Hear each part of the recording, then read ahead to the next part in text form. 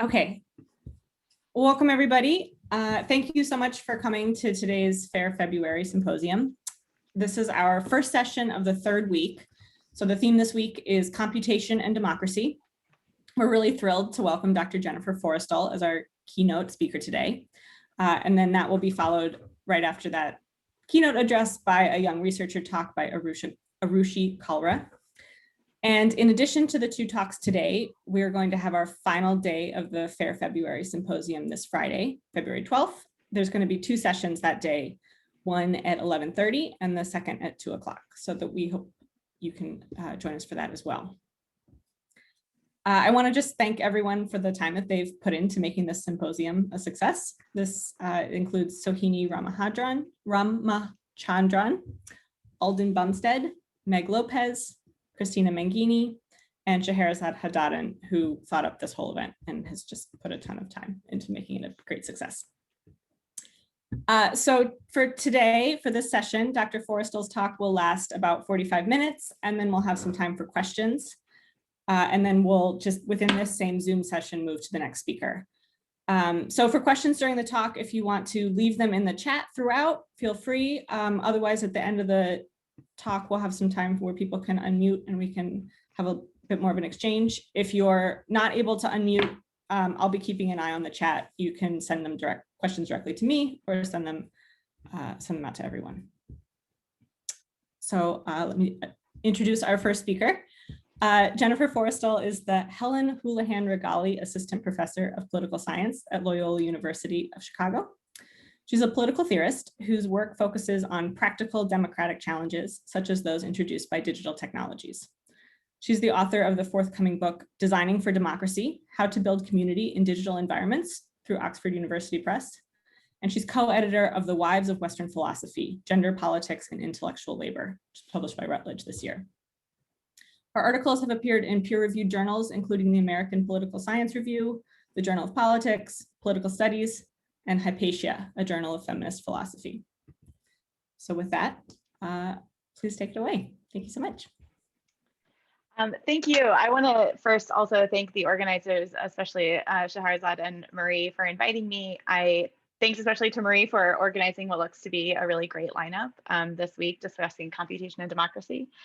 I'm really looking forward to sharing my work on digital technologies and democratic politics, but I'm also really looking forward to the discussion because I don't often get that many chances to talk to computer scientists and people working on the other side of things. So my remarks today are going to do a few different things. First, I'll set up the question that we're all sort of asking ourselves around digital technologies, which is namely, how can we make sure that these technologies are supportive of democratic politics? After sort of broadly sketching that problem, I'll outline some existing approaches to the challenges of digital technologies and democratic politics. And then I'll suggest an alternative way of thinking about this problem using the framework of what I'm calling democratic affordances. And here I'll unpack both the idea of affordances generally, as well as talk about the specific affordances required for democracy. But I'll spend the bulk of my time this afternoon demonstrating how we might apply this framework of democratic affordances to the specific problem of social media algorithms, like those powering Facebook and Twitter in particular.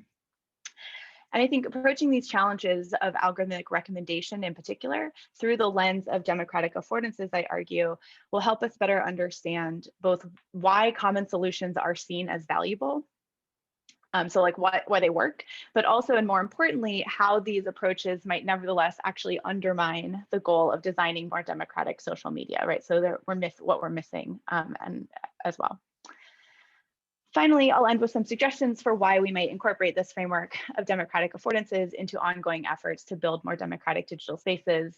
Why, in other words, you should still start with democracy, even if you yourself are not a political theorist like me. So first, what's the problem here that we're talking about? On December 4th, 2016, a 28-year-old man from North Carolina named Edgar Welch walked into a Washington, D.C. pizza restaurant and fired 3 shots from an AR-15 style rifle. When asked about his motives for the attack, Welch replied that he had read online that the Comet restaurant was harboring child sex slaves and he wanted to see for himself if they were there. What Welch had read online was a well-traveled conspiracy theory, one that came to be known as Pizzagate, that falsely connected Hillary Clinton and other Democratic Party leaders with human trafficking rings that were allegedly being run out of a number of DC area pizza restaurants. That the attack on Comet Ping Pong led to no injuries, and Welch soon surrendered himself into police custody. The ping pong incident and the Pizzagate conspiracy, which generated it, is really a cautionary tale of the real stakes involved when we're talking about digital technologies and democratic politics. Unfortunately, as we all know, the Pizzagate incident was not unique. In the 4 years since the attack on Comet Ping Pong, we have seen firsthand how digital technologies are causing all sorts of problems for the practice of democracy in contemporary political life. For example, the threat of hacking looms large over elections and elected officials. Twitter hosts all sorts of violent rhetoric that dissuades citizens, and in particular women and racial and ethnic minorities, from entering into the public sphere at all. Platforms like Twitter or like Facebook collect a massive amount of information on their users, making it possible to survey and target those users on a scale that we've never before seen.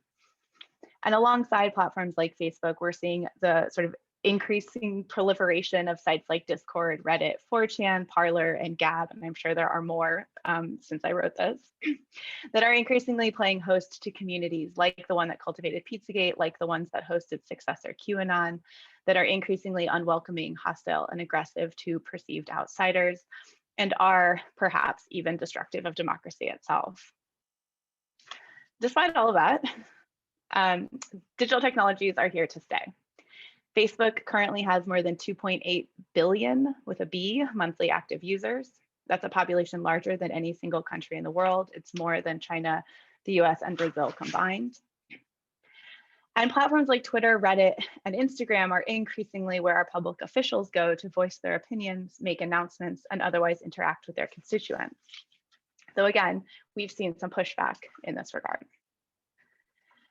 These technologies are, as the Supreme Court noted in 2017, our new public squares. Walking away from them is just not an option. So the question that we're left with is, how do we improve these technologies and make them more supportive of democratic politics?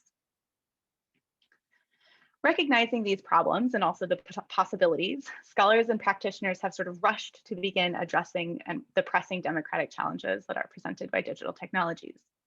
These solutions, generally speaking, tend to fall into one of three categories, or one or more three categories. First, there are those who emphasize the importance of regulation. Here we see calls to regulate the spread of misinformation, to mandate transparency around data collection and use so that users are a little bit more informed and empowered about their decisions, as well as policies around moderating hate speech and other forms of extremist activity online. Alongside this regulative approach, we also see those who emphasize increased training. So here we see calls for increased digital literacy initiatives so that users are trained to identify and halt the spread of disinformation when they see it. And we've also seen efforts to raise awareness of the ways that algorithms create filter bubbles by sorting information on people's news feeds and so on, again, with the goal that users will take a more critical eye to the content that surfaces in their feeds. Finally, there are those who highlight the technical fixes required to alter the very mechanics of popular digital platforms. Proposals here include things like changing algorithms to prioritize heterogeneity and therefore prevent polarization, or to encourage what are sometimes called serendipitous interactions to pop filter bubbles and again, make sure that people see other different content. We've also here seen renewed push to introduce something like friction into online experiences with mechanics designed to slow or halt the spread of false or misleading information online. So like warning signs, like double check, are you sure you want to share this, and so on. These are all excellent proposals that have seen varying degrees of success at fixing the immediate problems that are associated with digital technologies. Again, problems like polarization, extremism, harassment, echo chambers, the seemingly endless flood of misinformation. But despite their successes, it isn't yet clear what the cumulative effects of these approaches are for democracy. And that's because we've largely been thinking about the phenomena they address in isolation. And that's, I think, understandable, right? Each of these challenges, things like hate speech, disinformation, harassment, are without question bad for democracy. So it makes sense intuitively that solving each of these problems would be required to make digital technologies more democratic, right? If we just fix them all, then the sort of effect will be more democratic social media. But what I'm proposing today is that even if these approaches are all necessary, it's not clear that they're sufficient. And it's also not clear how they might interact with one another to produce cumulative effects for democracy that might exceed the individual ones. So in order to better address the challenges of digital technologies and evaluate the proposed solutions, in the rest of my talk, what I'll outline is a framework for thinking more broadly about what democracy requires and how we might build digital technologies to meet those ends. So setting aside questions of regulation and education, which are important and political scientists care a lot about, but are also just too much to do in 45 minutes. I'm going to focus today on technical fixes, right? So questions of design that are answering or approaching this question in terms of how to design digital media that facilitate democratic practices. One way to approach this question, an approach that might be familiar to many of you, it's certainly very common in the social sciences, to studying and designing digital technologies is to think about the affordances that these technologies provide.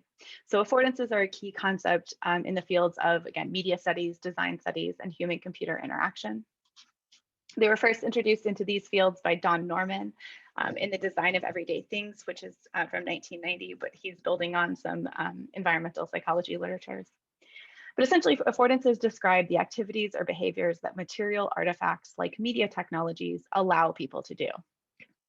So for example, because it facilitates quick and low-cost communication, Twitter affords users the ability to easily organize protests.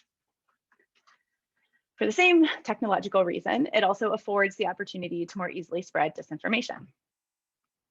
Similarly, the like function on a site like Facebook or the hearts on Instagram affords end users the ability to signal their interest and approval in certain content. At the same time, it also affords advertisers the ability to collect data and target users with advertisements that are tailored to them. So I think affordances are a helpful framework for thinking about the democratic consequences of digital technologies because they highlight the connection between design, right, the technical features of a platform, and the resulting user behavior. Moreover, rather than painting all digital technologies, all platforms, or even all algorithms with the same brush, the language of affordances helps us to discuss these effects with a little bit more nuance, right? We can talk more precisely about why and how specific features might lead to behaviors that are problematic or not. Importantly, affordances, again, like easy communication or signaling interest, are themselves value neutral. So the desirability of specific affordances depends entirely on the goals that the designers and users have in mind for the technology in question, right? So the language of affordances gives us a sort of vocabulary, but it doesn't yet sort of target our critique very well. Instead, those invested in using digital technologies to support democratic politics, I think, have to answer the question, what affordances does democracy require? And in order to answer this question, of course, we need to take a step back and say a little bit about what democracy is. So democracy, as I'm sure you all know, means rule by the people. It comes from the Greek words demos, meaning the people, and kratos, meaning power or rule. So really, when we talk about democracy, really what we're talking about is how to do things together, right? So democracy understood as the collective capacity to rule. Unlike other forms of decision-making, like the use of force or the reliance on experts, democracy involves all the members of a community in the work of identifying, discussing, and managing the things they hold in common. Democracy is, in other words, a method of collective problem solving, right? And this does include the work of governments, of course, but I want to suggest and sort of stress here that it also extends beyond these formal systems of election and representation and to these sort of more informal spheres like digital technologies and social media. So starting from this understanding of democracy as the activity of collective problem solving, we can identify 3 conditions necessary for democracy to sort of work. In order to solve problems collectively, for one, we have to form communities because you can't do something collectively if there's not a collective. These communities, moreover, have to sustain themselves over time, and they should be working to improve their decisions and decision-making processes to meet the ever-changing needs of all of their members. Moreover, because democracy is a mode of decision-making that includes each member of a community, each of these conditions is grounded in a corresponding practice or activity in which citizens must participate. So we form communities through recognition, We sustain communities by developing attachments, and we improve communities through the use of experimental habits. So I'll say a little bit about each of these in turn. As a form of collective problem solving, democratic politics is all about working together to care for the things that we share with others. This is fundamentally a cooperative activity, right? Democracy is something we do with other people. So in order to engage in the work of collective decision making, citizens have to recognize that they are members of a community in the first place. This means acknowledging, first, that they share common interests with other people. And second, they have to recognize who it is that they share those interests with. For example, if I want to actively participate in my school's PTA, the Parent Teacher Association, I have to first recognize that the group exists, right? That there's a shared interest in the school's well-being. And I also have to acknowledge then that there are other members, right, both parents and teachers, who also share that interest and are therefore equal members or members in equal standing of that group. Right, so I have to recognize what we have in common and also who I have it in common with. Absent this twofold practice of recognition, democratic communities might still exist, right? The school will still be there, people will still be going to it, but it will be latent, right? The community around it will fail to coalesce as a kind of self-identified group. Without these clearly identified and acknowledged, self-acknowledged communities, citizens will be unable to engage in the collective work of identifying and caring for their common affairs. In other words, if you can't recognize that you're a member of a collective, you can't do collective action, which is democratic politics. In addition to presuming the existence of communities, though, democracy also requires that those communities sustain themselves over time. Collective problem solving is a forward-looking activity, right? You solve problems with an eye towards like improving for the future. And this means, again, that democratic politics requires of citizens that they stick around, that they don't just sort of opt out of a collective endeavor when the going gets tough or when they don't see immediate and or personal short-term benefits. In order to ensure this sustainability, democratic politics requires that citizens form attachments to both their communities and their fellow citizens. It's not enough, in other words, to just intellectually acknowledge that you have something in common. You need these kind of like affective ties or thicker ties to keep you around. And this works in two ways. An affective attachment to one's community, right, like the body as a whole, works to generate civic buy-in. It draws citizens out of their private interests, their sort of myopic private interests, and it keeps people engaged in the common endeavor, even when they disagree with it or when that endeavor gets difficult. Moreover, cultivating citizens' attachments to their fellow citizens can help to deepen the interpersonal ties that help to a community to form. So attachment here helps to strengthen the bonds between citizens, ensuring that the often frustrating work of democratic politics continues smoothly. Again, an example. The attachment that one might feel to their alma mater, right? So Ohio State is mine. And the attachment that you feel to your fellow alumni, right? Buckeye Nation in my case, can help to motivate the ongoing engagement with that institution and the community that it sort of houses and supports. This is the whole idea behind alumni associations, right? They're like preying on your attachment to your institution so that you can keep contributing even when it's not affecting you directly anymore. So without this twofold attachment to one's community and one's fellow citizens, communities might still form, but it's unlikely that they will see the levels of participation required to sustain themselves over time, right? So in other words, we might see communities continue to form and fall apart and form and fall apart, but not actually stick around to get work done. Of course, not all longstanding communities which act collectively should properly be called democratic. We can think of a lot of groups who work together quite well, but do so at the expense of perceived outsiders. So here it's important to remember that the democratic ideal is at its foundation inclusive, right? Democracy is not just an active pursuit, it's also a progressive one. It seeks to involve all the citizens in a decision-making process or all the members of a community in the decision-making process. And it presumes that the citizens are motivated by a desire to improve their community. So this commitment to progress or to self-improvement is again grounded in a specific civic practice. It's what I call a habit of experimentalism, building on some older political theorists.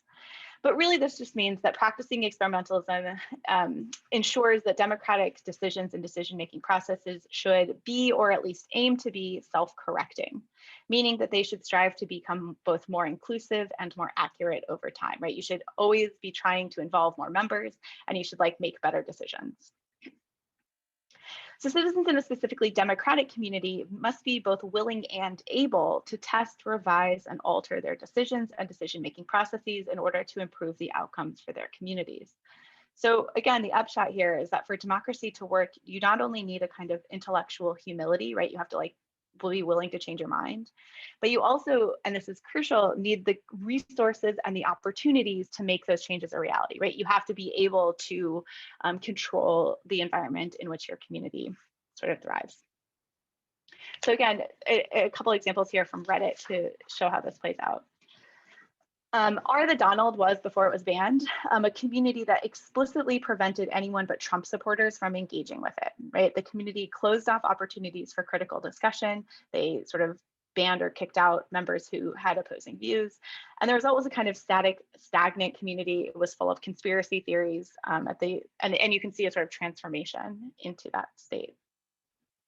By contrast, subreddits like 2x chromosomes or Change My View explicitly afford users the opportunities to seek out a variety of perspectives so that they can develop better, more inclusive, and more accurate understandings of their communities and the people within them.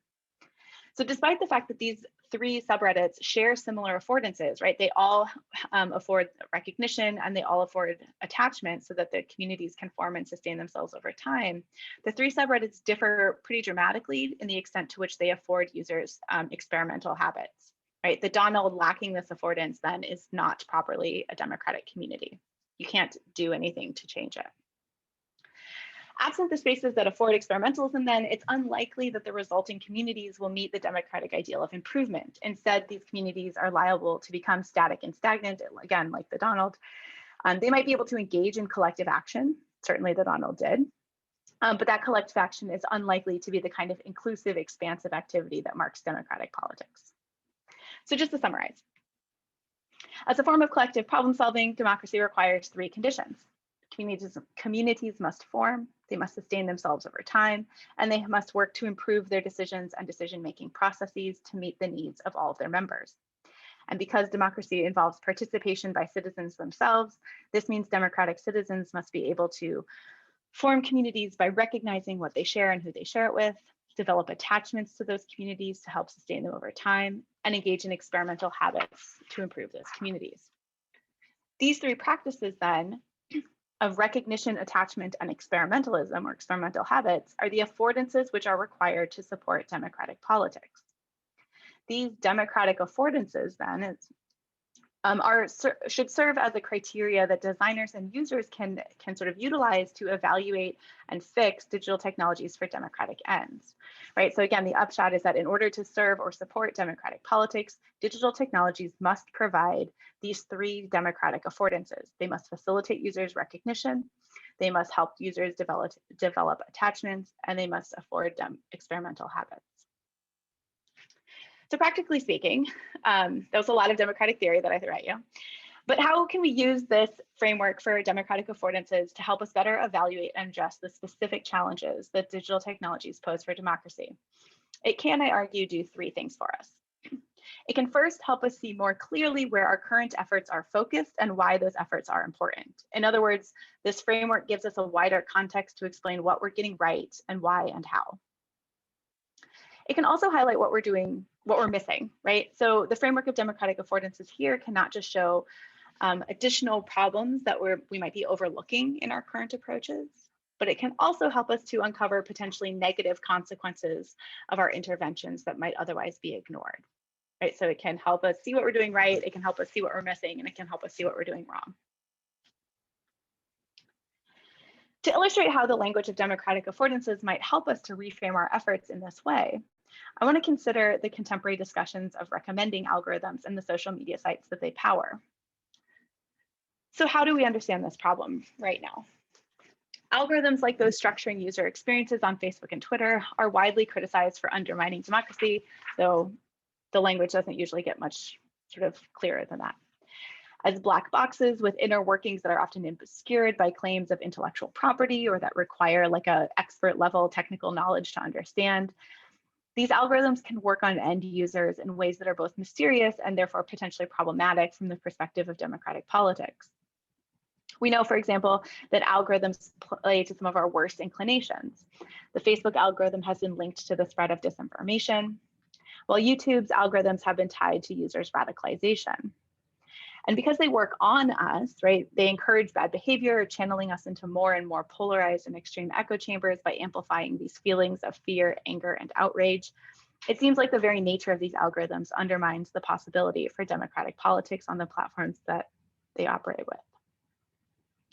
But while some are really quick to decry algorithms as necessarily problematic for democratic politics, I want us to recall that the affordances of a technology are themselves value neutral.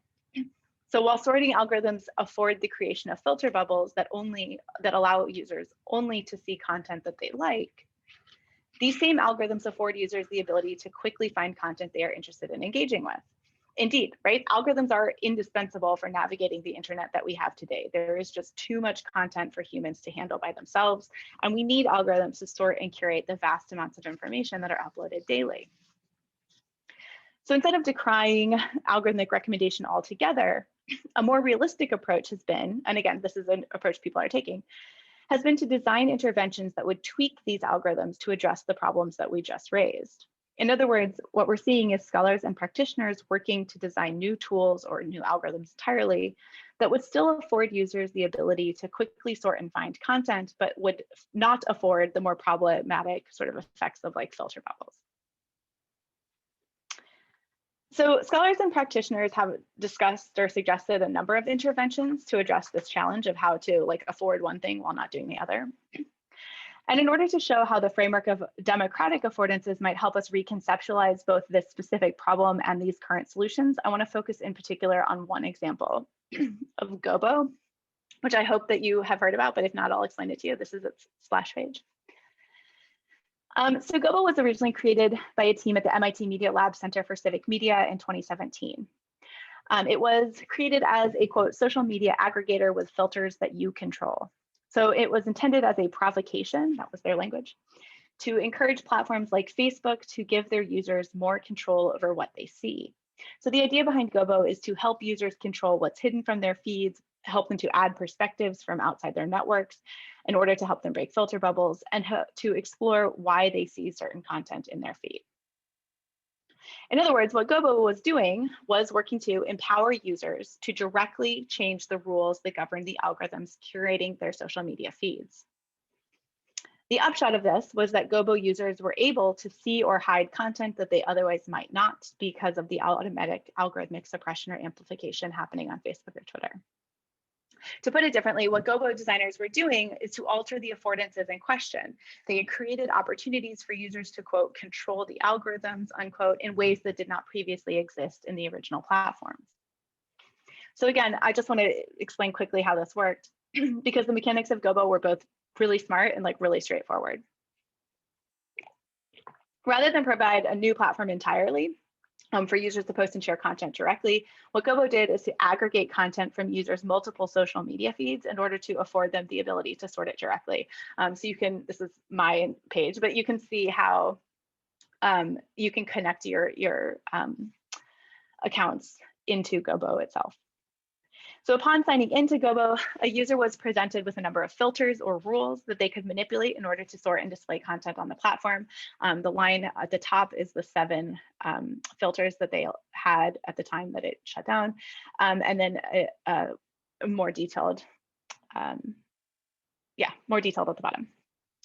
So users could use these sliders, again, like the one shown here, serious, rudeness, and gender, in order to directly control the content that they saw. So they were able to both filter out or hide content from their feed that they were seeing in the original context, but they could also filter in or add content that would not otherwise appear on their feeds.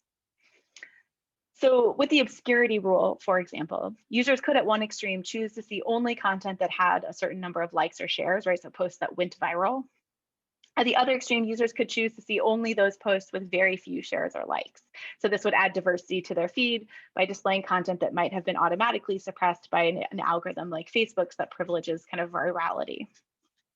Similar rules, as you saw, existed for things like tone, from serious to rudeness, for gender, men, women, for politics, for brands, and so on.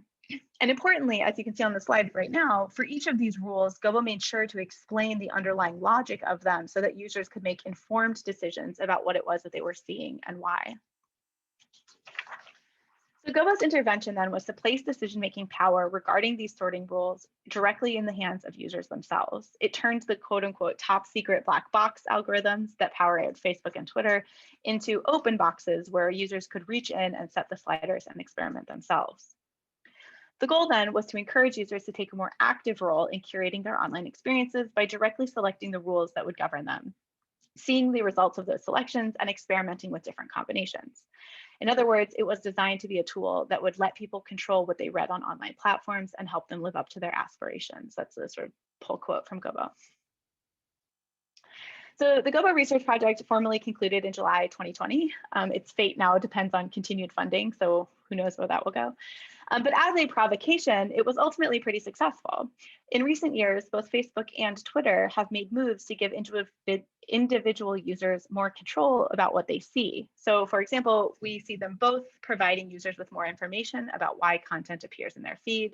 Both platforms have also given users the option to hide certain content.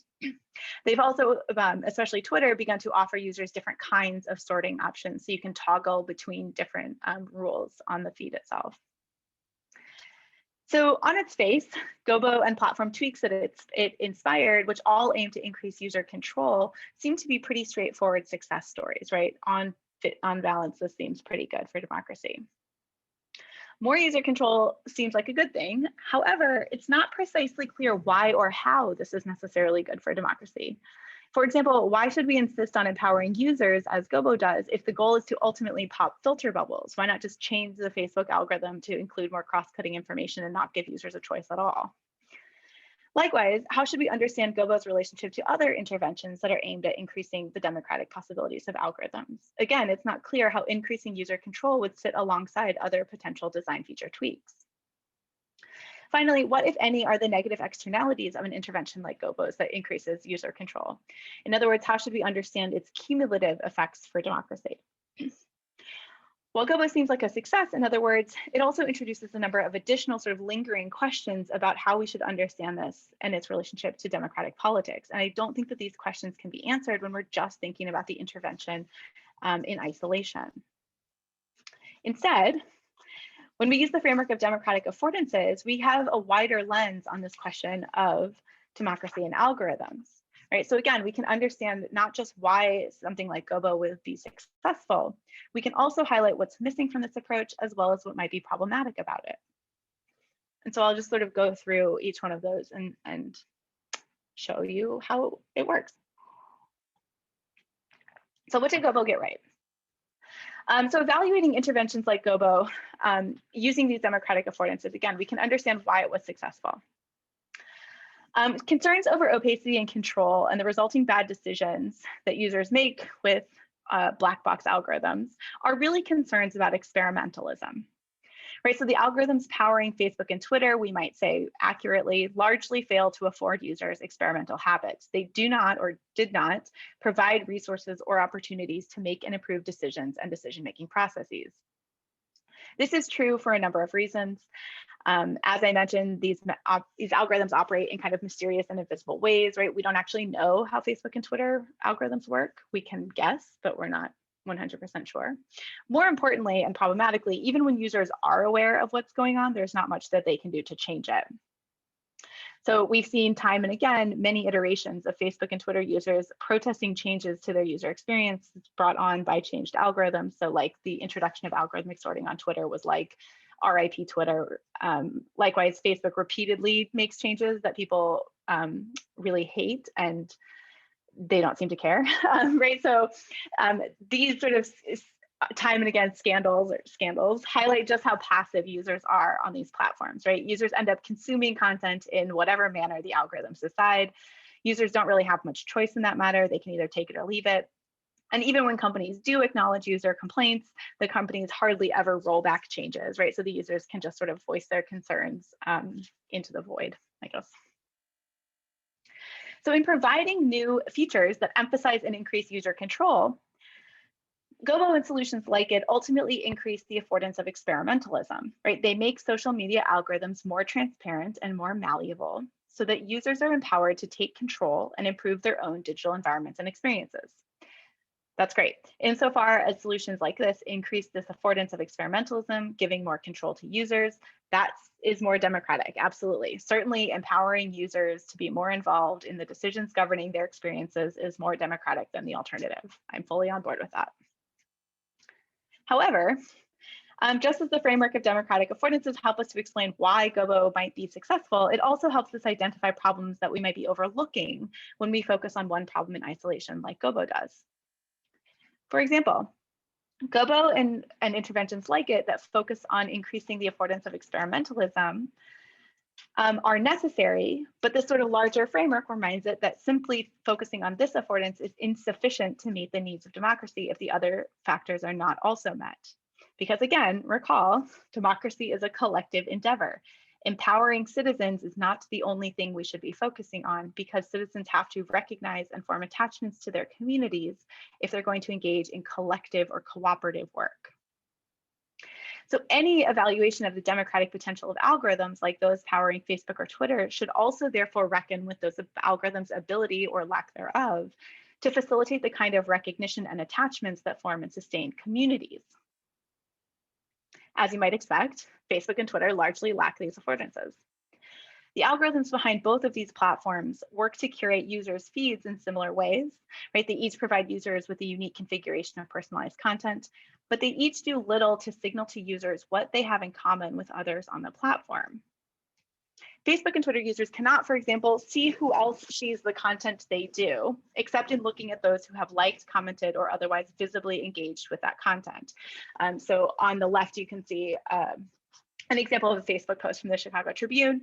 And you can only see the people that are sort of visibly engaging with it. This is a little bit complicated with groups under 250 members, which I'm happy to talk more about. But for the most part, you can just see the people who choose to make themselves visible. That's true not only for others' content, but it's also true of one's own content. So on the right, you can see a screenshot from Twitter. And while Twitter does share the metrics for the reach of your tweet, you can see the total number of impressions and engagements. It's still impossible for any user to identify precisely which other users the sorting algorithm has selected to be part of your audience, right? So I can see how many people have looked at my tweet, but I have no idea who they are. And on Twitter, that's even more interesting because of the asymmetric ties, right? So because of retweets and stuff, they could have gone way beyond my own circles. So while all of Facebook and Twitter users ostensibly share a common experience, right? Facebook and Twitter work the same way for us all. They work on us all in the same way. The content that we see is viewed by other people. These platforms nevertheless fail to facilitate users' recognition that the content that they see in these spaces is shared with other people. And again, this is because they lack the affordance of recognition, right? So the communities on these platforms remain latent. The result is that the collective action that characterizes democratic politics is all but impossible. There's just no community to speak of. Again, groups complicate this a little bit in an interesting way. So again, when we evaluate these sites from the framework of democratic affordances, it becomes clear that the difficulties involved are not just the algorithm's lack of experimental affordance of experimentalism. It's not just the inability of users to exert control over the algorithms. Another and a perhaps more pressing concern is that these algorithms also might work or do work to isolate individual users from one another and fail to facilitate the kind of recognition that's required for communities to form in the first place. And yet, solutions like Gobo, these improvements to the sorting algorithm largely center on individual users. They do not address this problem at all. So think back to Gobo and the new features on Facebook and Twitter. These are all individualistic features. They might increase experimentalism and control, but they don't change the affordances of recognition or attachment that are also required to form and sustain communities. Again, democracy is collective. So instead, Gobo cedes control to individual users, prioritizing personal control over one's feed, news feeds, content, and online experiences. And there's no reason to think that empowering individual users or increasing the affordance of experimentalism will do anything to address the other two missing affordances required to support democratic politics. In other words, Gobo might be fixing one thing, but they're not really addressing the larger problem at stake. It also gets worse. Sorry. When we view this through the lens of framework or the lens of democratic affordances, it becomes clear that interventions like GOBO don't just overlook requisite affordances like recognition and attachment. There's also some indication that an intervention like GOBO's might in fact exacerbate the undemocratic effects of the algorithms it's trying to fix. So let me talk about that. By increasing individual user control without implementing the structures required to ensure that control is collectively exercised, GOBO in fact might be working to undermine democracy, making it even more difficult for users to recognize and form attachments with their communities. And this is largely evident in the fact that GOBO decontextualizes content from the platforms it aggregates from. So for example, GOBO erases the comments and replies from content that it aggregates into its site. So users can see only the original post that would appear in one's feed. So you can see how this works. I have a tweet here in the original Twitter context on the right and a tweet on GOBO, the same tweet on GOBO on the left. So you can see that while a tweet might generate multiple likes, responses, retweets, and so on, none of these appear when the tweet gets aggregated into GOBO. So you can see that people engaged with it, but you can't actually see the responses. So while GOBO affords individual users more control over what they see, it also removes the affordance of interacting with others in response to that content, right? In order to do that, you would have to leave the GOBO site, return to the original platform like Twitter. And when you get there, the content might not even show up because of the original algorithmic rules. So in focusing on changing how individual users manage the posts that they see, GOBO ultimately also draws those users out of collective engagements that occur with and around that content, right? And it's these collective engagements that are crucial for democratic politics. So ultimately what this is doing is working to isolate these users even further, making recognition required for democracy even more difficult. Again, by drawing users away from the communities, even the latent communities on the platforms, GOBO's emphasis on individual control undermines the possibilities for collective action. So the upshot is that by fixing one problem, the lack of user control and the affordance of experimentalism, GOBO inadvertently exacerbated another problem, the lack of community or the affordance of recognition. And the result is that we might see more individual control as a result of interventions like GOBO, but that is not the same thing as facilitating the collective decision-making of democratic politics, and in fact might work at cross purposes. So again, what I hope I've shown with this example, sort of quickly and with a broad brush, is that when we deploy this framework of democratic affordances, it becomes clear not just why we think correctly that empowering users to manage their own content might be productive for democratic politics. It also helps highlight what is missing from these current approaches. Right? When we evaluate Twitter and Facebook holistically, with all three affordances in mind, it becomes clear that an analytic focus on user control tends to overemphasize the affordance of experimentalism, or at least in this case. The result is an incomplete diagnosis of the democratic dangers posed by algorithms on Facebook and Twitter. Finally, the framework of democratic affordances also points to the somewhat problematic overestimation of the effectiveness of solutions like GOBO. When we evaluate all three democratic affordances with all three affordances, it becomes clear that these solutions might seem in isolation to be supportive of democracy, but might ultimately and inadvertently, no malicious intent, but might end up undermining their goals that they have in mind. So what should we do with this? Obviously, we can't always do everything all at once. I do think that there are really good reasons for the academic division of labor that we tend to engage in. But I also think that there are good reasons to keep in mind this kind of larger democratic theory as we each investigate and experiment with the effects of algorithms and other democratic or digital technologies. So I want to conclude with three sort of brief thoughts about why and how we might keep this sort of democratic theory in the front of our minds. First, I think that there's some value, obviously this is what I do for a living, but I think that there's value for everyone in starting our investigations from the question of what democracy requires, rather than identifying discrete problems with digital media, like hate speech, filter bubbles, and so on. And I think there's value, rather than trying to fix them in isolation and just assuming that democracy will work itself out, starting from democracy and working our way down. Because as I tried to show today, without this bigger picture in mind, without a clear idea of what it is that democracy requires, we might end up working at cross purposes with one another. We might make changes sort of here or there that end up canceling each other out, or at the worst case, right, actually making everything worse. In addition to the value of starting from democracy for its own sake, I also think that the framework of democratic affordances here and this kind of democracy first approach that it takes encourages us to study algorithms in a social or collective context when we encounter them sort of in the wild, so to speak. Because we tend to think about individual users in isolation when we're thinking about the effects of digital technologies, right? We're looking at the effects on individuals, and there are really good reasons for that. For one, it's much easier to study. But we process information collectively, right? So our interpersonal relationships color in a really dramatic way how we understand and act on the information that we see. So it's not only important to think about and to study how content is sorted, right, or what information is shared in a given context. We also need to think about how algorithms are structuring our interpersonal relationships, because it's those collective ties or interpersonal ties that are at the heart of democratic politics. Finally, right, starting quote unquote from democracy also encourages us to situate each individual algorithm and all digital technologies more broadly within a larger social and political ecosystem. Right, Facebook and Twitter, as they are currently constituted, generally fail to afford recognition and attachment that sustain communities.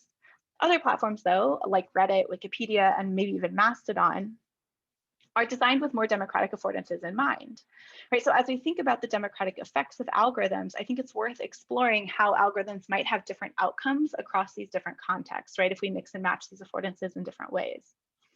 And it's also worth thinking about how those effects change, multiply, or interact as users move from one digital space like Reddit into another like Twitter, right? So we see interesting things around sort of organizing harassment and stuff when you look at platforms in conversation. And this is all because, again, as a method of collective problem solving, democracy and the practices that sustain it are not confined to a single space, right? We can and should be thinking of democracy as something that should be supported in all the areas of our lives.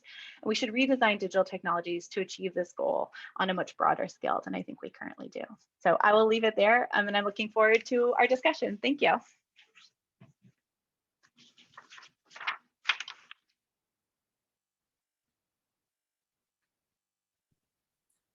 So I received a question in the chat, so I think I'll start off with that, and people can feel free after that to kind of jump in or to send a question in the chat or raise your hand or however you want to do it. But the question that came through in the chat is from Arushi. She says, I'm wondering what the impact of increased individual control on polarization of information networks on Gobo. Let me say that again to make sure I conveyed it properly. What was the impact of increased individual control on polarization of information networks on Gobo? That's a good question. And I think from everything that I've read about Gobo, so all the stuff that they've published, I don't know that they could answer that question for you because they weren't looking at the effects of networks really, right? Like that's sort of part of the problem of approaching questions of control and sort of algorithmic recommendations from the way that they did, which again was great. So I don't want to like slam Gobo, but they just sort of a nice target. Because again, part of the problem with Gobo is that people sort of were removed from their networks. So while they might have shifted the information that they saw, it's not clear that that would have an effect on what they were doing in the original context, right? So they might have been able to filter their content from Facebook, but when they went back into Facebook, you know, I'm not sure that the stuff that they were doing on Gobo would have changed their what they did or saw in the original context, aside from maybe kind of like a digital literacy kind of effect where it's more like education and training rather than changing the actual network and the people that they connected with. There's also kind of an opt-in problem. I mean, like Gobo's not, you know, widely popular. It's like people who nerd out about this stuff and want to play with a tool like it. So, you know, there's a selection bias issue that I think complicates that as well.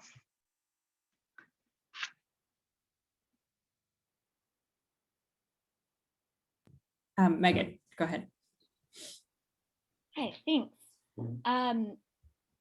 Most of the examples from your talk come from Twitter and Facebook, and so the obvious question is what can we make of some of these other platforms? Particularly, I think one of the things you could say that Twitter and Facebook have in common is that a lot of their content is written. So do you think that these dynamics change in the context of sort of visual argumentation that you get on something like Instagram or YouTube? That's really interesting. So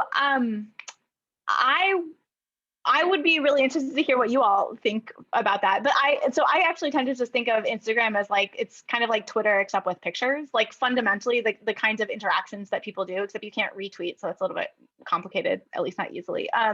So like, I think in terms of like, it allows you to share different kind of content, but like the way that you share, you have asymmetrical follows, right? You tweet or you like post to Instagram on your own timeline, and it sort of appears in others.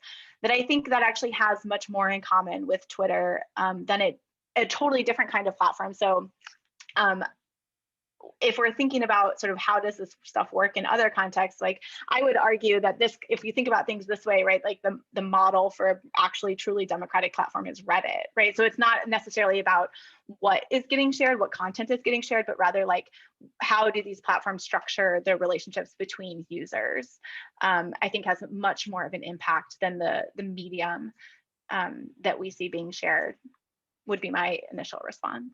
But again, I'm happy to hear from people who are actually studying that empirically, who can correct me. I have a question. So I think what you talked about is great. It was like really useful, like for people from like computer science and stuff to hear about it, because as you said, like most of the time when like computer scientists or algorithmic people address these problems, they just try to fix the symptoms, like fix the filter bubbles, polarization, like find some mathematical term to, you know, quantify that and fix that to some extent and stuff like that. And it's great to, and then it raises the question that like, who are this software people who can decide what to show the audience and not? But I think it's a great standard to say, yeah, we have some definition of democracy and we want our social network to resemble like what we expect from democracy. The problem with that, it's not that I can see is like, how can you assess that? Let's say you have some definition of democracy, like what you said. Now, how can you say that this social network that I have designed like satisfies this property and it resembles a democracy that I want to see? So I will just say right now, I'll just be very upfront too. Political scientists do this too. This is not like a computer scientist navel gazing at one problem versus the other. Political scientists do that too. It's also because like it's way easier to scrape data from many of those sites. So you kind of like go where the data is, because like we all got to publish. So it's not just you all. The question of sort of how to assess or again, to sort of put my social scientist hat on, is sort of how to operationalize these variables, right? Like how can we measure them? And that's a great question that I imagine will be my next project. But I think that there are also sort of effects that you can see. So without being able to tell you like, this is the sort of how you would do it with, I've got the instrument already, here, go apply it. I do think that there are things that you can look for, right? Like it is telling to me that people on Reddit self-identify as Redditors when a similar collective identity does not exist for Facebook or Twitter, right? There's no word to describe a person on Facebook because it's not really a community. Like you're a person on Facebook. There's nothing that like binds you with other people. And we see that on Reddit, both for the site as a whole, but also like for individual subreddits, right? Like there's a clear sense that like you belong to something. So I think like that would be one way of thinking about recognition, right? Like seeing if there's something that you can pull out that like there's a self-identified, self-acknowledged community working on this platform. In terms of sustainability, or I think there's also like, you can just sort of look at how long it exists. So here I think a lot about the difference between hashtags and like Facebook groups. So like Facebook groups are actually this is the sort of one part that complicates things on Facebook, right? Is that Facebook groups actually do help communities form and sustain themselves. It's part of the problem, right? There's like anti-vaxxer communities that can sort of be insular in their behavior. But I think that we can contrast these like stable groups with the kind of hashtag publics that like form and dissipate, and there's not really any sort of like repeat interactions that happen in those spaces. It's a lot of like people that sort of come into it and then leave as their interests wane or wax. And so I think that, again, is something that you can sort of look at when you're trying to measure these things. And then I think, the question of experimentalism or experimental habits is really twofold, right? There's the question of like, are users able to exert control? How much control do they have? So again, you can contrast a platform like Wikipedia or Reddit, where it's more open, it used to be open source, or the code is available, and you have users who are like engaged in either managing the like hardware, like the code, software, or like the governance practices, right? Like how many people are mods? Are they involved in making decisions for the community? Is it run instead by a few sort of elite users? But you also can measure, I think, the amount of variety that happens in that space. Like, is it welcoming? Does it allow content to be shared from a bunch of different perspectives, or does it like Twitter is a much more heterogeneous space because of the retweet function, and so that affords users the ability to like play with new information and experiment a little bit in a way that Facebook does not, because you are sort of focused in on your own thing. There's no sort of exogenous shock to your newsfeed the way that there is for retweets. So those are like, I think, some of the kinds of things that you could use to measure them. Again, I don't have them like nailed down yet, but I think it's a really interesting question. And frankly, I'm just like waiting for someone who's better at empirical work to partner with me so that we can study it together. But those are some of the things that I would look for. I mean, when I'm thinking about these, I tend to think of these in terms of the built environment, right? And so it's helpful when you are trying to get a community to recognize themselves to have clear boundaries, right? So a subreddit is like a clear space that you can enter and exit, and when you enter into that space what you're going to find there. So that helps facilitate recognition.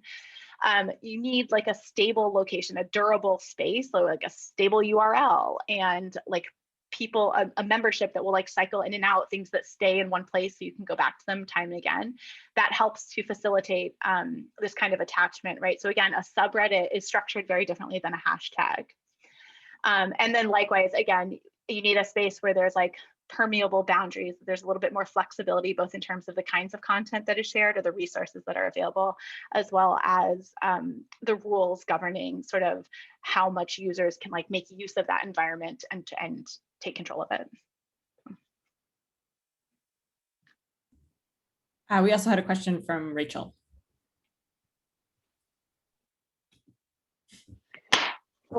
Hi, sorry, apologies. You can hear my dog barking in the background. He's having a fight with my neighbors.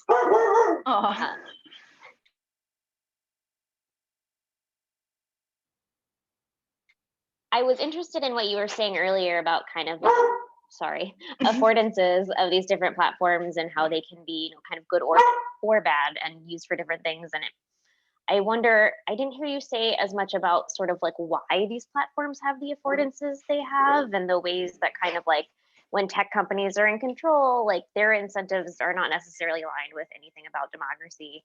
And that made me think about kind of this language of filter bubbles and how it sort of like implies its own answer about like filter bubbles are bad and we need to pop them, and like, well, it seems to imply that people can't make their own choices and like we need to make it for them and we'll make it better. But like, do we really think that Facebook is going to make better choices for people than they would just make on their own?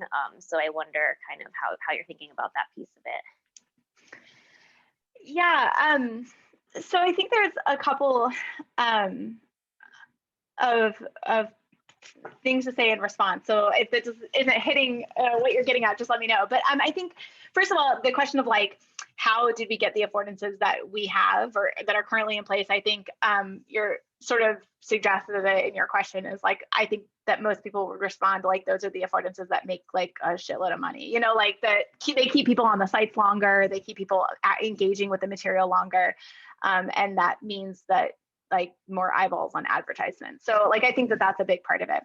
That said, I'm not convinced right now that that first of all, having privately owned profit-driven companies is necessarily at odds with democratic politics. Like, I don't know that that's necessarily in conflict. I think it can be, but it might not be. And I also sort of related to that, I'm not sure that it means that people, that we need to sort of have public control over these algorithms or the social media sites if we're going to change the affordances? And so, because I think those are two separate questions, right? So I think the question of like who decides the affordances is one important question that we need to answer, but there's a second question of like who decides doesn't really make a difference if they're not making the choices that would lead to better, more democratic outcomes, right? So you could have a publicly governed site or publicly regulated, publicly owned site, but that if it's structured like Facebook, it's still not going to have the kind of effects that we want it to look like, that we want it to have. And so I think that question of like how those two are related is a really good one. And I think we just sort of need more information. And I'm not quite sure that I have a good answer yet on like how to get there, how to force companies to be more democratic. But I think it's probably possible. Again, like Reddit is a for-profit company. They just raised a bunch of money in their like Series E funding or something. And yet, like they seem kind of beholden to their community. And I think that's probably in part because they have a community that's very cohesive and pushes back against their owners in important ways. And so I think part of the sort of circular problem is that Facebook doesn't have a community, so can't push back, because when they push back, it's just a bunch of individuals saying, I don't like this, instead of like, we as your entire user base need to exit. It's the same kind of problem that you have with like unions and strikes and things like that, right? Like you need a collective body in order to do collective action. And so on sites where we see those communities form, you know, I think we see more accountability even to private actors to see the kind of outcomes that we're looking for. I'm not sure if that answers your question.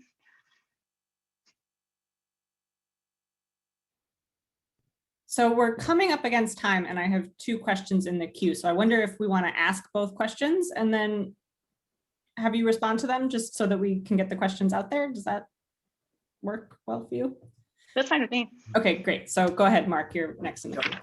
So a very interesting talk. I guess sort of in some ways going all the way back to the beginning of the talk, I'd be interested to hear your thinking, or perhaps to push you a little bit on the provenance of your characterization of democracy, right? So this is hardly in political philosophy an uncontroversial controversial topic, right? What is democracy? Yeah.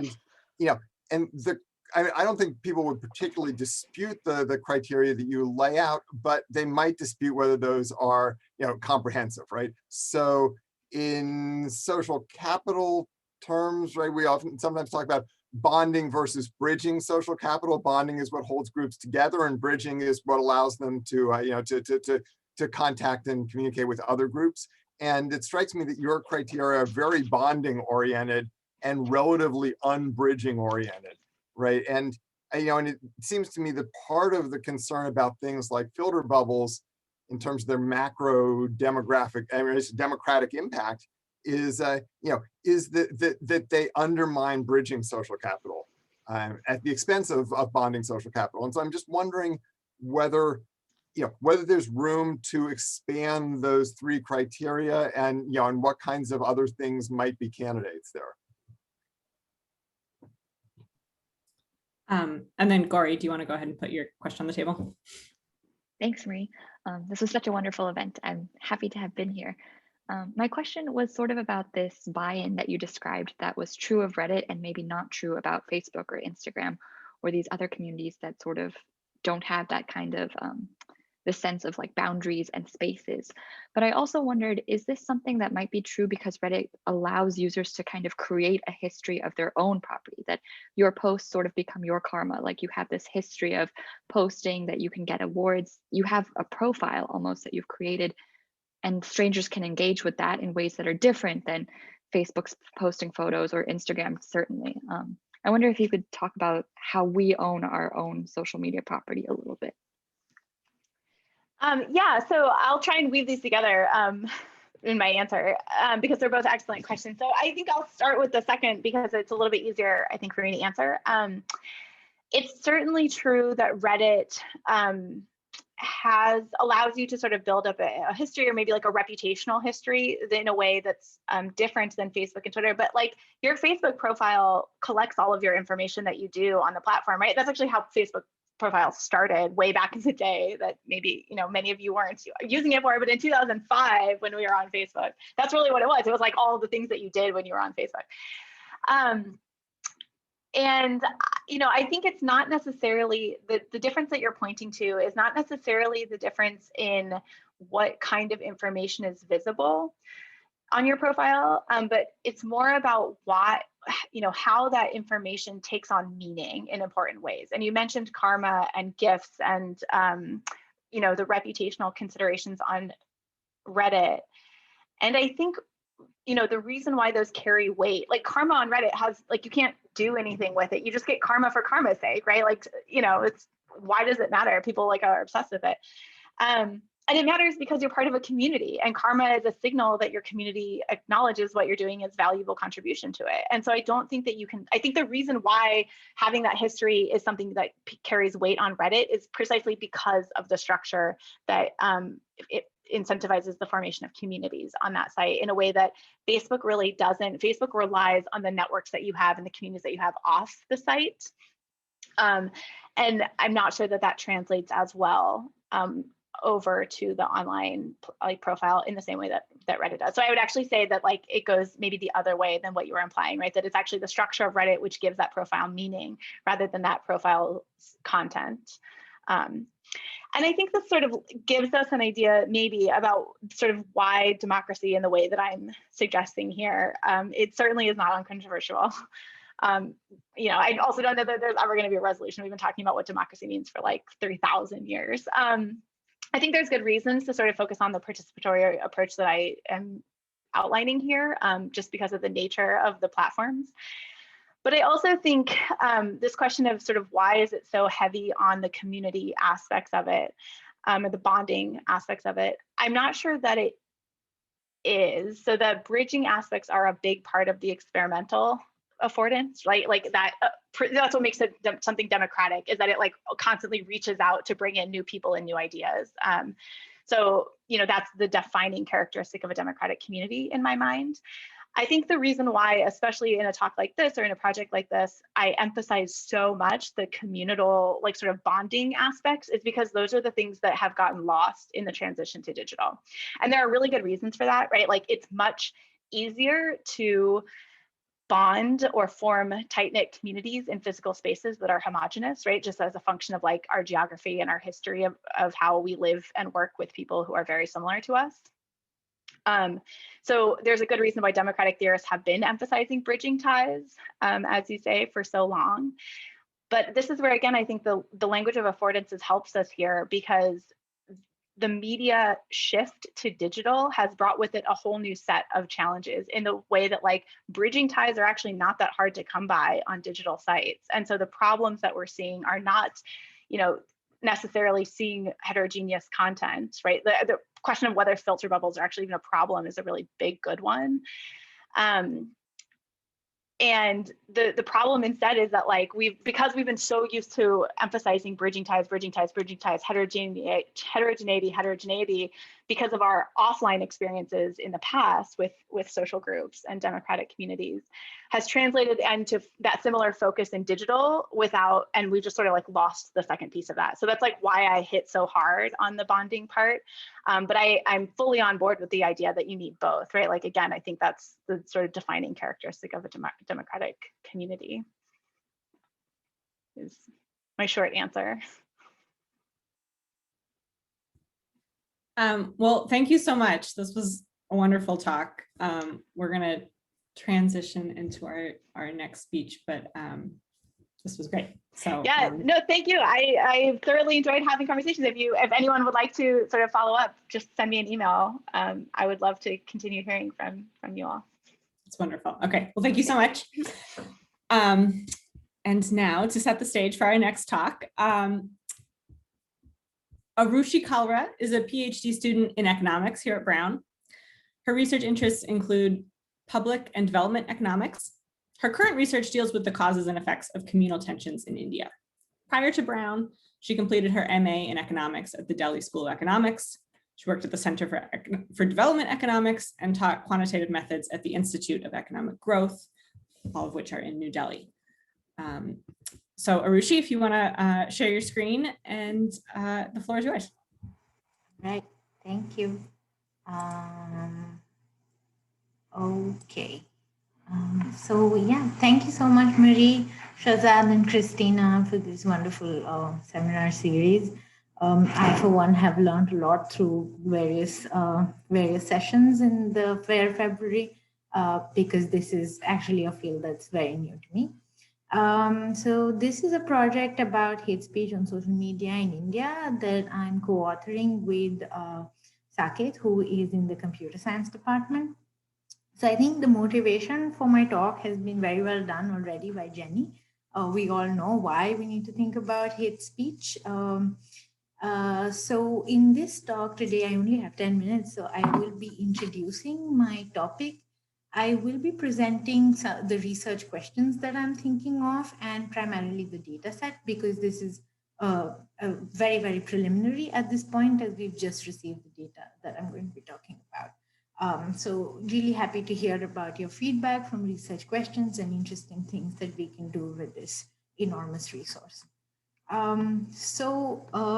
Online extreme speech has been defined as digital acts that seek to polarize opinion and that may take the form of provocative or offensive messaging targeted at individuals or communities. So specifically in the case of India, we have seen that there are a large number of memes that target and label certain groups, including university students, journalists, human rights groups, and especially the Muslim community of late as anti-national. And this has in turn incited violence, and we've seen mob lynchings that were particularly incited mostly by videos and messages that were circulated on WhatsApp. Now, why is this important? It's because negative reactions can pose harsh barriers for members of marginalized communities to access these platforms. And these are exactly the platforms where public opinion is being formed. So if you want to be an active member of the democracy, you want to be precisely in this digital space where these opinions are being discussed and formed. So in this project, what we're interested in is sort of like taking a step back and thinking about what are the factors that give rise to online extreme speech in the first place. And since I'm an economist, I am more interested in the economic reasons for the production of hate speech against minority groups, especially on WhatsApp in India. So the dominant literature in political science theorizes that this could be because of weakened economic position of dominant groups. Mitra and Ray in economics have actually shown that the probability of communal violence actually increases when Muslim incomes increase, meaning that the dominant Hindu community sort of feels like their powerful position is in danger, and therefore are more likely to attack the Muslims in their neighborhood. However, there is a whole range of literature on polarization in the US, which seems to suggest that it is not economics, but rather cultural factors like cable news and racial divisions in the US that are actually driving polarization. So perhaps a preferred framing for our question would be borrowed from Kuziemko and Washington. Is it economic self-interest, or is it ethnocentrism that's driving extreme speech on social media? And we're very much inspired by the literature on media slant in the US, and we seek to ask, is hate driven by supply side factors or demand side factors? So specifically, the research question that we want to ask is, does intergroup inequality lead to hate speech?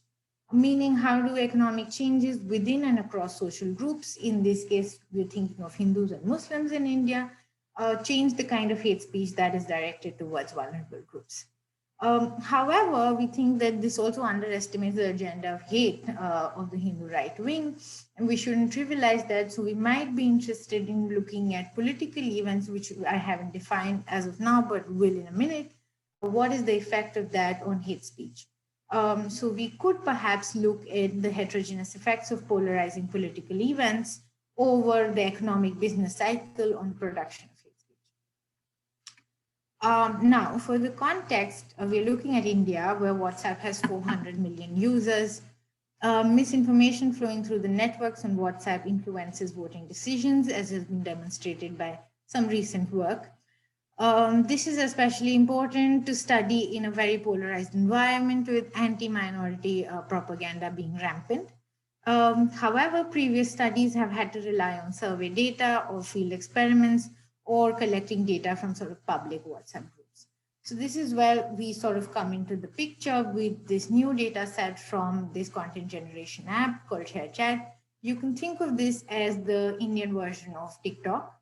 So this is observational data. It's data in the wild, where you can, so the platform is a place where you can create and share content, which is mostly images, although they now have a video element or video segment of the app, especially since TikTok got banned in India last year. So you can create content in 14 non-English regional languages, meaning that now ShareChat has about 160 million active monthly users who read, spending 34 minutes on average per day. Interestingly, ShareChat has a very particular user base in which that ShareChat covers the urban and rural poor in India who are not very well represented, especially on a place like Twitter. I think the biggest feature of ShareChat is that it is directly linked to users' WhatsApp, which is why we seek to use it as a proxy for observational data on WhatsApp. So you can basically, if you want to share content with your friends on WhatsApp that you see on ShareChat, you just have to press a WhatsApp icon and you go straight to your app. There are other forms of engagement in the on the app, but perhaps I can speak of that when I show you pictures of the app, which is kind of exciting.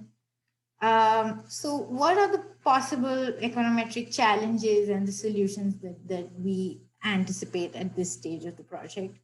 We think that the changes on the app are very fast, and economic changes especially are very slow to happen in the real world. Additionally, there could be multiple causes that are driving hate speech, so it might be very hard to isolate economics particularly. So what are the possible solutions? We are essentially looking at big, discrete, highly localized shocks at the group level. So the first way of measuring economic changes at the group level is we're looking at COVID outbreak contamination zones in all of India. And this is geocoded and publicly available on this app called Move and Sync. And there's a great amount of variation there. We think this might be useful because residential areas in India are typically segregated along communal lines, which is something I'm working on in a different research project for in my program. So we think that we might be able to isolate sort of the economic losses on a particular community if that neighborhood is sort of locked down. However, this also we can anticipate that, you know, when you're locked down in your neighborhood, not only do you lose your income, but you're also bored and frustrated, and you know that might be one reason that you're posting on ShareChat. The other thing that we're looking at are the political events that I had not defined before. We're thinking of looking at election results.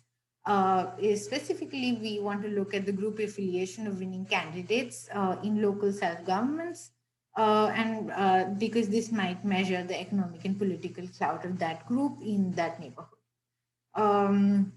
So in this way, we could capture sort of the heterogeneous effects of political events on hate speech over the economic business cycle, and we could capture the economic business cycle using various government data sets. About the data, so this is what the app looks like. In panel A, these pictures are sort of from March 2020, and I still can't believe it's almost March 2021. But in panel A, you find that there is hate speech being directed towards China after the coronavirus was hitting India, and the lockdown had already sort of prematurely begun. So in panel B, you find that there are people who are promoting a brutal lockdown where a policeman is about to cane this young man who is out during the lockdown. Then you find that even during the migration crisis that hit India during the lockdown, there were posts that were in support of the Indian Prime Minister. Panel B is an exhibit of misinformation during coronavirus. What you see there is that followers of a religious guru are asking Prime Minister Modi to get in touch with this guy because apparently he has the cure for the coronavirus. Finally, it's not like everyone's pro Modi on the app, because we found a lot of content depicting the plight of the unemployed and the migration workers who were forced out of work during the lockdown. This picture shows the different kinds of engagement on the app. In panel A, you see that you could either, right here is the WhatsApp icon. So if you press that, you go straight to your WhatsApp. You could comment on a post, or you could like a post, you could repost it, or you could just download it on your device. Then we found that comments on the app were also pretty rich, because you could comment and then there are nested comments, and we have access to all of that. So in particular, it's useful to think of ShareChat as being centered around topics and not individuals, just like Wikipedia. So we're thinking of mapping content-based social network on ShareChat. The interactions are primarily through the trending content. However, you could also visit windows like coronavirus, and right now the most popular one seems to be Valentine's Day. There are various kinds of users on the app. There are individuals, paid content creators, and media companies. Content could be images or videos. As I already shown, users can have various forms of engagement on the app. You could follow other users, comment, like, repost. And this behavior is sort of visible to all other users on the app as well. Or you could download or share on WhatsApp. And this is not observable by other users. So this also gives us an opportunity to sort of differentiate social behavior and private behaviors. So we have access to all of this information now. Just sort of, we've started mapping out the network.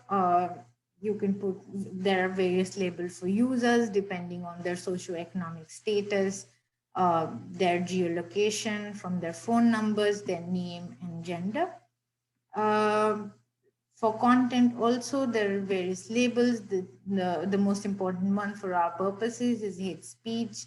Then there's misinformation, especially during the coronavirus. The company took it upon themselves to tag posts that were spreading misinformation about the coronavirus, and there's news, etc.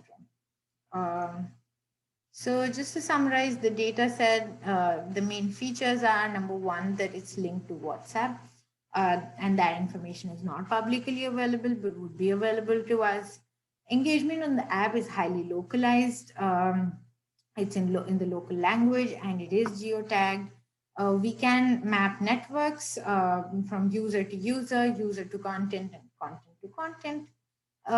Then we can distinguish between user social and private beliefs by noting different kinds of engagement activity on the app, meaning what is it that you're comfortable being seen by others, and what is it that you just want to share with your 5 close friends on WhatsApp. Representation is the final point, because this is a very specific socioeconomic group that doesn't seem to be very well represented on Twitter and Facebook in India. And that's it from me. Thank you so much.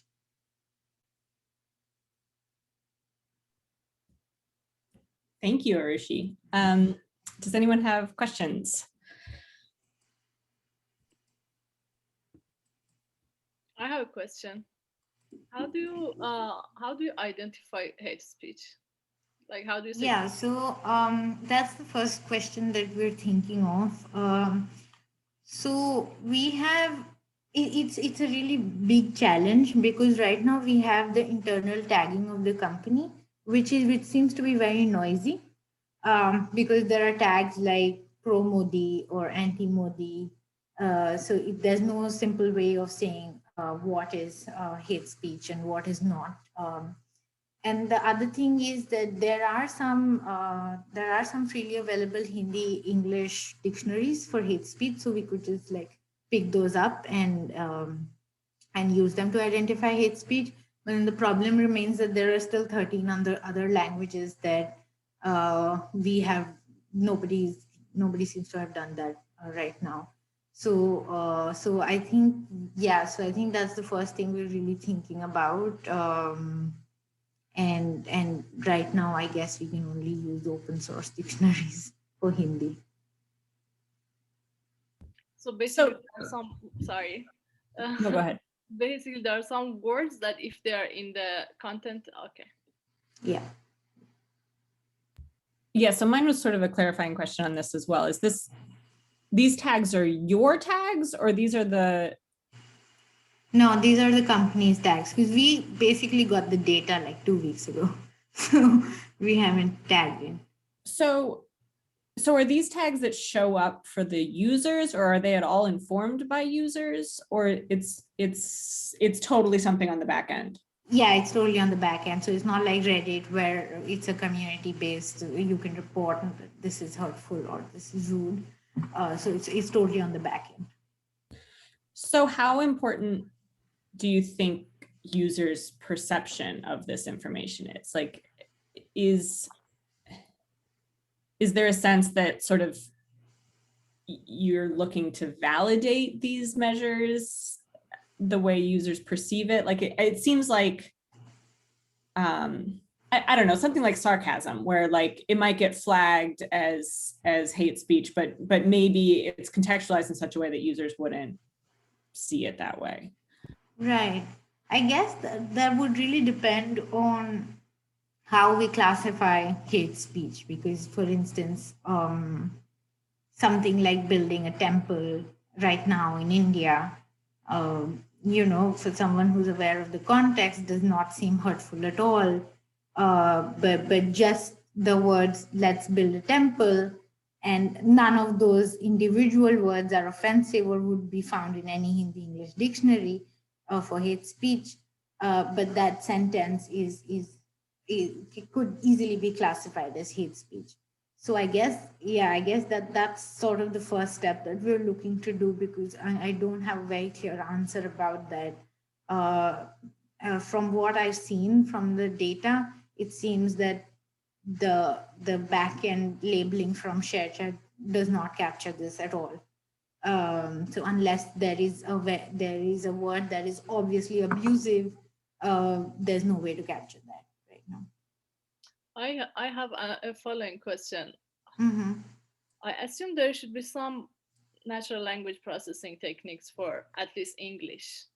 But since you have these many languages, I'm not sure. Maybe you can use similar methods, but tailor them to your own languages for this kind of thing. Right. Yeah, I think that's what we're potentially looking at right now. Thank you. Meg.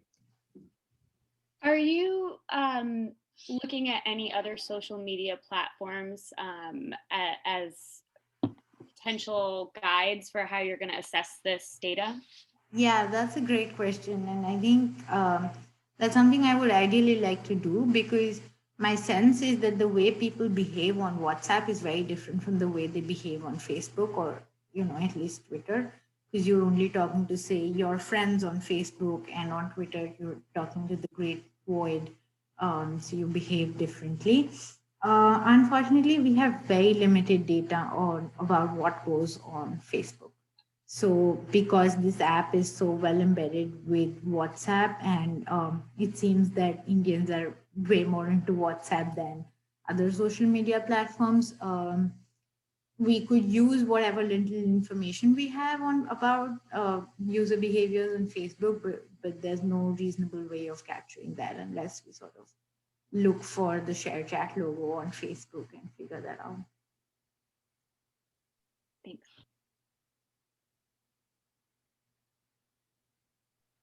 This is not exactly a question, but thinking about these other platforms, there's other work talking about WhatsApp in political science that's kind of points out that one of the things that you can't do on WhatsApp is sort of add flags. Like, there's not, it's encrypted, it's private, it's these chats. So it's not the solution of adding a "this claim is disputed" flag like you do on Twitter is not even open to people. Right. So that's the same on ShareChat, right? Yeah. But I think they're open to they're open to flagging misinformation. For instance, like during it's not like the coronavirus pandemic is over, but in the heyday of the pandemic, they were flagging what seemed to be misinformation, although those efforts came in very late. So you can potentially, and that's something we can partner with them on. We can potentially develop systems where posts are monitored by the public. So that's something we're also looking into.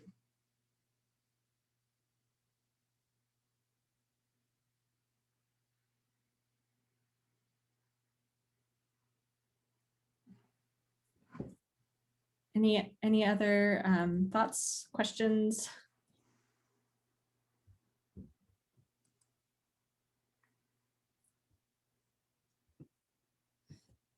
So if not, I guess we will wrap up. Thank you so much, Arushi, for that talk. Thank you. And I just want to quickly conclude to say that we will have one more day of this symposium on this same theme this Friday, and there will be 2 sessions. There'll be a morning session and an afternoon session. There are separate links for those 2 different sessions available on our website. And this was really a fascinating afternoon. So thank you everyone for coming. Thank you. Thank you.